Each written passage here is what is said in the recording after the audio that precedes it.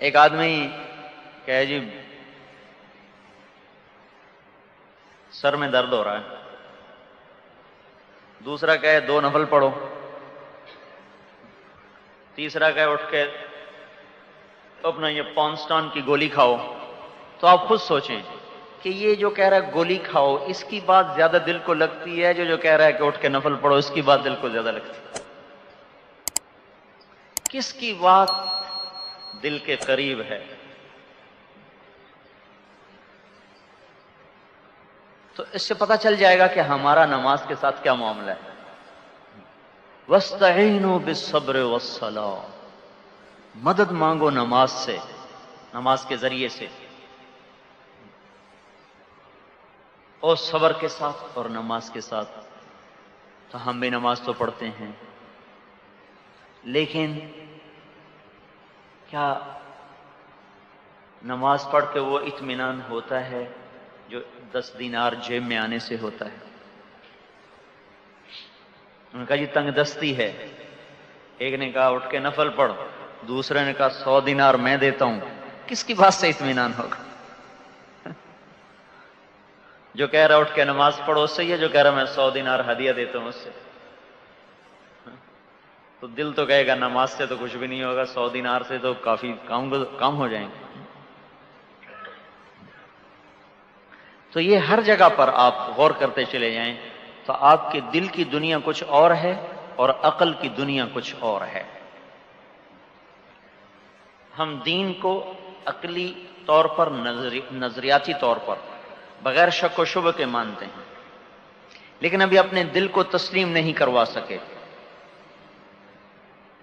اور قیمت لگے گی دل پر۔ وَحُصِّلَ مَا فِي الصُّدُورِ، کیا لے کے آئے ہو بھائی؟ دکھاؤ کیا لے کے آئے ہو، قیمت اس پہ لگے گی۔ إِنَّ السَّمْعَ وَالْبَصَرَ وَالْفُؤَادَ كُلُّ أُولَئِكَ كَانَ عَنْهُ مَسْئُولًا۔ ہم پوچھیں گے دل سے کیا ہے اس میں، پوچھیں گے کانوں سے کیا سنا تھا، پوچھیں گے آنکھوں سے کیا دیکھا تھا۔ تو دل پوچھا جائے گا دل کو کہ دل میں کیا ہے، کوئی دینار کا یقین ہے یا نماز کا یقین ہے؟ تو تبلیغ اس بات کی محنت ہے کہ ہر مسلمان وہ اس کلمے کو اپنے اندر میں اتارے، اس کلمے والے یقین کو اپنے اندر میں اتارے۔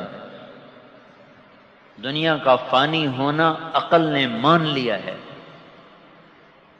دل نہیں مانا، تو اس لیے آخرت داؤ پہ لگ رہی ہے اور دنیا نہیں داؤ پہ لگتی۔ مثلا ہم آئے ہیں یہاں 10 دن کے لیے، چاہے ہماری طرف سے آپ کا ایئر کنڈیشن چلیں یا بند ہو جائیں، ہمیں کوئی پرواہ نہیں۔ آپ کی سڑکیں ٹوٹی ہوں یا سیدھی ہوں، ہمیں کوئی پرواہ نہیں۔ پانی میٹھا ہے یا ٹھنڈا ہے یا کڑوا ہے، ہم نے یہ سوچا ہوا ہے 10 دن گزارنے ہیں، چلے جانا ہے۔ لہذا اگر ان چیزوں میں سے کوئی چیز میسر نہیں ہو رہی تو اطمینان یہ ہے کہ کون سا لمبا عرصہ ہے، چند دن ہے، چلے جائیں۔ 3 جوڑے ہیں، 1 بیگ ہے، 1 بستر ہے، بس۔ لیکن آپ اس طرح نہیں رہ رہے، آپ تو کہہ رہے ہیں کنڈیشن خراب ہوگا، اوہ پھر ٹھیک کرواؤ، پانی نہیں آ رہا، پھر جلدی کرو پانی کا انتظام کرو، پیپسی نہیں آ رہی، جب پیپسی کو ٹن لاؤ بھائی پیپسی، کیونکہ آپ یہاں رہنے کی نیت کیے ہوئے ہیں اور ہم نے نیت ہی کوئی نہیں کی۔ تو جہاں آدمی مسافر ہوتا ہے وہاں اس کی ترجیحات کچھ اور ہوتی ہیں، جہاں مقیم ہوتا ہے وہاں ترجیحات کچھ اور ہوتی ہیں۔ سفر کی حالت میں ضروریات مؤخر کرتا ہے اور منزل تک پہنچنے کو مقدم کرتا ہے۔ جب سفر میں ہو تو ضروریات کی اتنی پرواہ نہیں کرتا، جگہ مل گئی ٹھیک ہے، نہ ملی تو ہمارے پاکستان میں، ہندوستان، لٹک کے بھی چلے جاتے، چھت پہ چڑھ جاتے، پائیدان سے لٹک جاتے ہیں، پہنچنا ہی تو ہے۔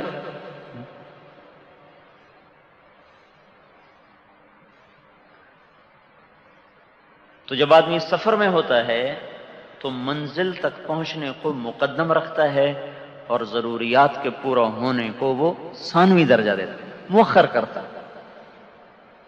لیٹنے کو مل گئی ریل میں جگہ تو لیٹ گیا، نہیں تو بیٹھے بیٹھے ہی سفر ہو گیا۔ کراچی سے لاہور پہنچ گئے۔ تو بالکل اسی طرح آپ مقیم، ہم مسافر، لیکن ہم سب مسافر ہیں، چاہے یہ کویت کے بڑے بڑے شیوخ ہوں، وہ چاہے آپ جیسا مزدور طبقہ ہو یا ہمارے جیسے مسافر ہوں، ہم سب مسافر ہیں۔ اور ہر شخص یہاں سے سفر کر رہا ہے۔ عالم ارواح سے سفر کیا تو ماں کے پیٹ میں آیا، ماں کے پیٹ سے سفر شروع ہوا تو دنیا میں آیا، اور وہ اس کی رضاعت کا جو طفولیت جسے کہتے ہیں، طفولیت کے زمانے سے سفر کیا تو وہ لڑکپن میں آیا، لڑکپن سے سفر کیا تو جوانی میں آیا، جوانی میں سفر کیا تو کہولت میں آیا، کہولت ادھیڑ عمر جسے کہتے ہیں، ادھیڑ عمر سے سفر کیا تو بڑھاپے میں آیا، بڑھاپے سے آگے بڑھا تو قبر میں آیا، قبر سے سفر شروع ہوا تو حشر میں پہنچا، اور حشر سے سفر شروع ہوا تو پل صراط پہ پہنچا، پل صراط پہ جا کے آخری ٹھکانہ ہے یا نیچے جہنم ہے یا آگے جنت ہے۔ نیچے چلا گیا تو وہ ٹھکانہ بن گیا، پار نکل گیا تو وہ ٹھکانہ بن گیا، تو دار مستقر تو آخرت ہے۔ تو جب آدمی سفر میں ہوتا ہے تو اس کا ساری سوچ ہی اور ہوتی، مقیم ہوتا ہے تو ساری سوچ اور ہوتی۔ سفر میں اللہ بھی کہتا ہے نماز بھی 2 فرض پڑھو بھائی، 4 بھی نہ پڑھو۔ تو ہم عقلی طور پر تو اس بات کو تسلیم کرتے ہیں کہ دنیا سفر ہے، چھوڑ کے چلے جانا ہے، لیکن چونکہ دل کو نہیں منوا سکے لہذا دنیا میں ایسے کام کرتے ہیں جیسے مرنا ہی نہیں۔ وَتَتَّخِذُونَ مَصَانِعَ لَعَلَّكُمْ تَخْلُدُونَ وَإِذَا بَطَشْتُمْ بَطَشْتُمْ جَبَّارِينَ۔ اللہ تعالیٰ ایک قوم کی اللہ تبارک و تعالیٰ ہمیں کہانی سنا رہا ہے اور ان کا ایک عیب ہمیں بتا رہا ہے کہ تم لوگ گھر کیسے بناتے ہو جیسے تم نے مرنا ہی کوئی نہیں۔ حالانکہ یہ قوم تھی عاد، قوم عاد، یہ تو عام طور پہ 600 سے لے کر 900 سال تک ان کی اوسط عمر تھی، 600 سے 900 سال تک ان کی اوسط عمر تھی۔ تو اگر یہ بڑے بڑے گھر بناتے تو کچھ ان کے لیے گنجائش تھی، رہنا جو ہے کئی سو سال رہنا ہے، تو ہماری تو عمر ہی 60-70 سال کے درمیان ہے۔ تو اللہ تعالیٰ ان کو ڈانٹ رہا ہے کیسے گھر بناتے ہو جیسے تم نے مرنا ہی کوئی نہیں، یہیں رہنا ہے۔ اگر قوم عاد آج کویت کے آ کے محل دیکھ لے تو کیا کہیں گے، یہ تو ہم سے بڑے پاگل ہیں، آ کے بیٹھے بھی نہ تھے کہ نکالے بھی گئے ہیں، اور یہ پھر اتنے بڑے گھر بناتے ہیں، تو ہمیں بالکل ہی پاگل سمجھیں گے۔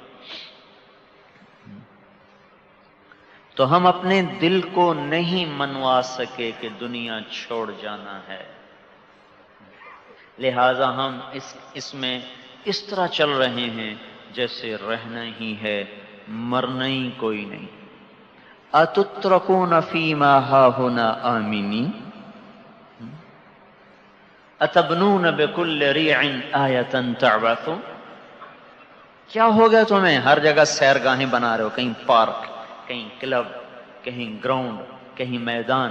کیا اس لیے تم دنیا میں آئے تھے کہ وہ ایسے ایسے کھیل کود کے نظام بناتے رہو؟ یہ فٹ بال کے کتنا یہ پیسہ برباد کرتے ہیں،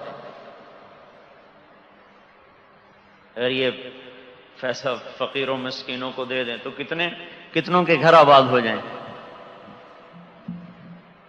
تو یہ سب کیوں ہے کہ اپنے دل سے یہ بات منوا نہیں سکے کہ تجھے چلے جانا ہے۔ یہی ہوا حضرت عبداللہ ابن رواحہ جب دیکھا نا دشمنوں کے پرے اور لشکر چڑھے آ رہے تو تھوڑا سا وہ گھبرائے، تو پھر فوراً اپنے دل کو ڈانٹ پہ لے، اقسمت یا نفس لتنزلن، قسم ہے دل تجھے چلنا ہی ہوگا، کیا رہتن او لتطاوعنا، تیرا تو چاہے یا نہ چاہے تجھے میں چلاؤں گا۔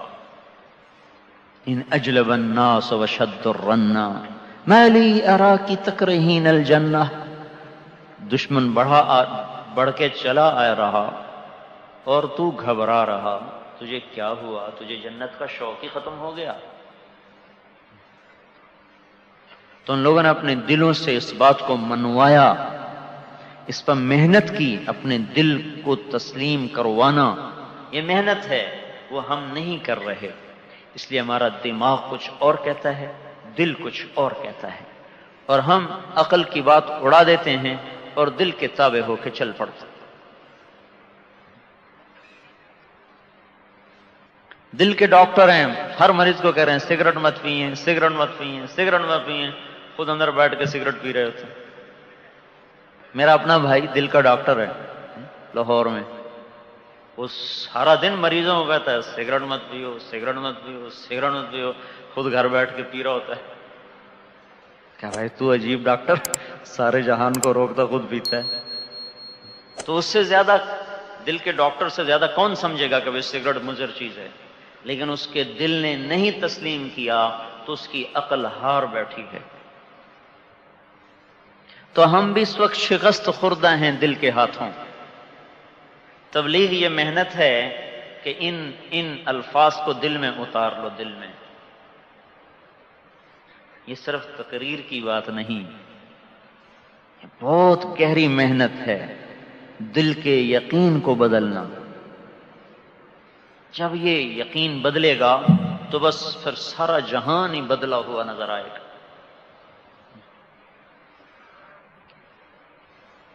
ابھی ہمارا یقین نہیں بدلا ہوا، تو ہم اس تاثر سے نہیں چل رہے جس میں اللہ تعالیٰ ہمیں دیکھنا چاہتا ہے، جس میں ایک مسلمان چلتا ہے۔